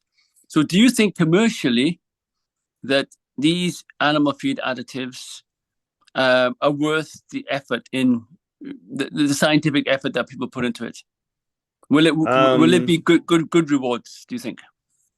I don't know. It's hard to say because I don't think it's not a carbon removal credit. It's really more of a carbon. There's carbon credits, which are doing good things like planting trees, not cutting down a forest, reducing methane from cows. It's doing things to lower, theoretically to help, but they're not permanent. They're not, there's a lot of problems with them. And as I just mentioned, cows cause deforestation and maybe the collapse of the Amazon, which would be far worse than everything else we're talking about here. So, but there is this voluntary carbon credit market that does exist today. You can go to a place you should go to the gold standard. And there's several of these groups that certify credits to how worthy they are. And if you get a top approval, then companies are willing to pay you. And it's a great place to go because they'll go back and forth with you to look at what you're doing to see if it meets their criteria. And there's I don't know, there's probably 5 or 6 or 10 of these groups, and pick the best one. I know Gold Standard was one of the original ones, and a friend of mine co-founded that a long time ago. And anyway, so go find out. I guess is the answer. In the meantime, I think we should get rid of meat because it's going to have, I think the artificial meat, which will be cheaper, healthier, much better for the planet in terms of resources used per pound right now, and maybe you can help with this a little bit with what you're doing. For every kilogram of beef produced, it produces 60 kilograms of CO2. The next worst thing is lamb, and that's only 24. And then there's chocolate and coffee, which are like 18, 19, something like that. And then chicken is 1/10. It's 6. So even if you improve it a little bit, let's say you knocked off 10 kilograms of CO2 equivalent, you're still at 40, 50, which is still really, really bad, right? So there's a lot of work to be done to replace meat. And again, this is beef, right? It's not all meat, but beef. And lamb is pretty bad, but not as bad. Pork and chicken are not that bad. I'd also, yeah, I'd say, I mean, this is definitely a first world issue. I mean, there are many, many people on this planet that need to eat, and it will be a long time until animal proteins are eliminated from human diet. So there, of course, is a need for this, but it is, we struggle because what it takes to produce that amount of meat, to process it, to distribute it so that it is not disease bearing. It's a lot. There's so much churn in that, and this is what you see in this higher footprint for all of these foods, that it's like anything we can do to reduce costs, make a better product, not, and they're animals, it's like, as we evolve as a species, we should get away from consuming others. Okay. That's just my thought, and I hope that we get there. And I quickly want to mention that cellular agriculture, is the way of both getting cruelty out of our food production, but also when you look at the efficiency of producing, say a kilogram of meat via cellular agriculture versus just growing a cow, the traditional way, you can directly access essentially the efficiency that plants produce food with, and that's a factor of 3 to a kilogram of cellular agricultural meat with much less water cost, etc.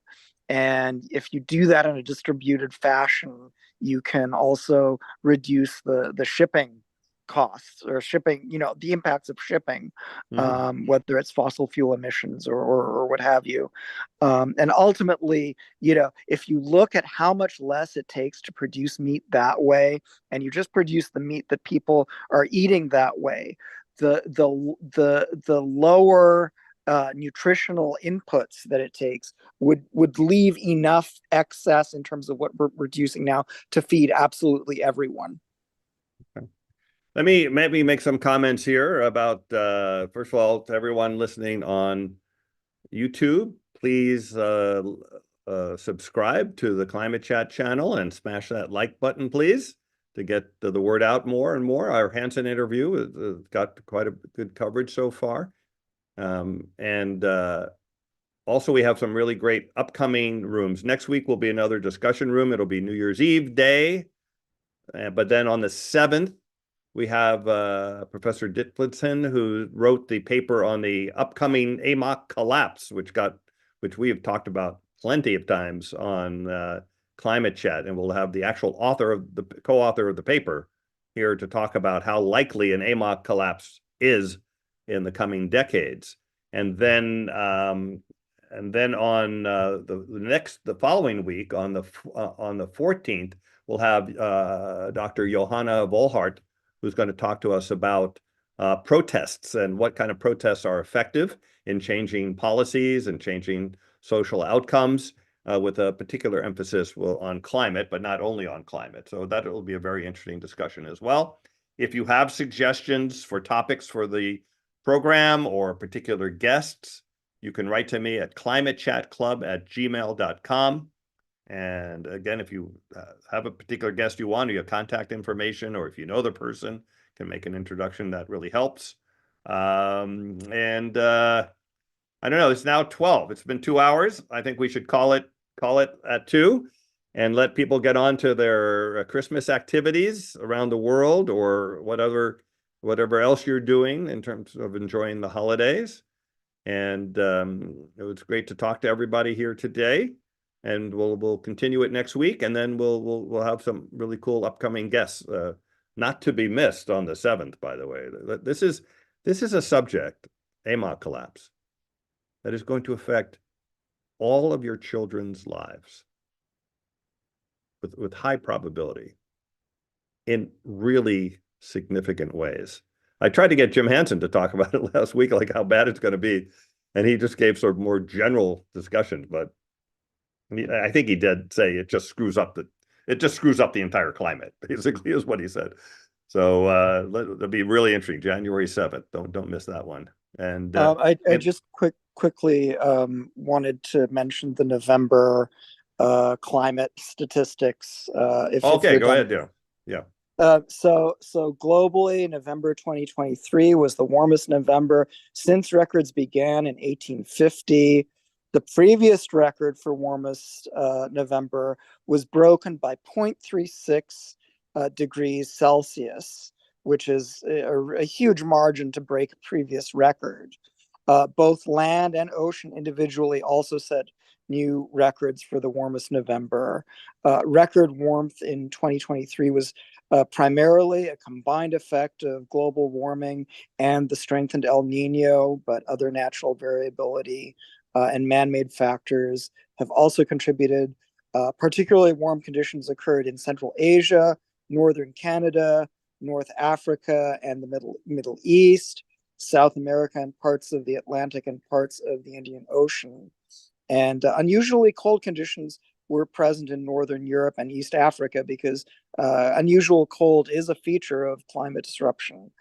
51 countries set new monthly average records for November. A strong El Nino is present and is expected to continue into the next year. So this is not going to be the last record, most likely. And now 2023 is now virtually certain to become a new record warm year. There's a 99% chance.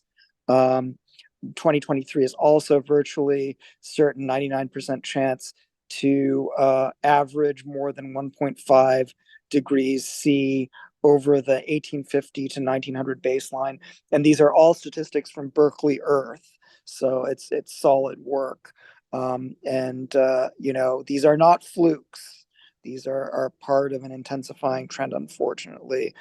I'd love to be able to say that some month in the future was back towards the average, or even just one degree above the average, but I don't think we're going to see that for a while. So 2022 was probably the coolest year forevermore, unless we do solar sunlight reflection methods and things like that. But on a natural basis, last year, I mean, there's a chance that the 2025 could be a little cooler than this year, depending if we hit an La Nina. But for last year, for sure, is probably the coolest year that we'll ever see. Maybe like Mount Pinatubo style volcano. Volcano, yeah, that's true. Could cool Volcano could do it in the next decade or two, but yeah. But maybe not, because a volcano only cools. Well, no, that's not true. The volcano cools about half a degree to maybe up to a degree. Yeah, it could do. A volcano is an exception. And climate scientists always say that whenever they make a prediction about how hot or cool something is, and they say, unless there's a major volcano, but that only happened for a year or two, and then it goes back again. So, yeah.